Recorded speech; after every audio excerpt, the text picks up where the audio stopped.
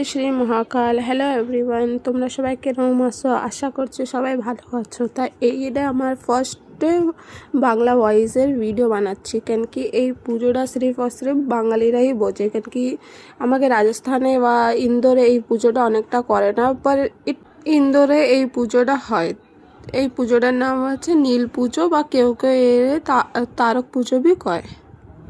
নীল ঠাকুরের মাথায় করে সন্ন্যাসীরা সবাই ঘরে ঘরে যায়, তাতে অন্ন বা কেউ কেউ চাল পয়সা এসব এনিকে দেয়। তা আমি ঘরতে চাল পয়সা আর একটু আগরবাতি ধূপ বগেরা দিয়ে একটু পুজো করবো, তাই সব কিছু জোগাড় করে নিচে নিয়ে আসছি। তার ভিতরেই নীল ঠাকুরও নিয়ে ঘরের সামনে আসছে।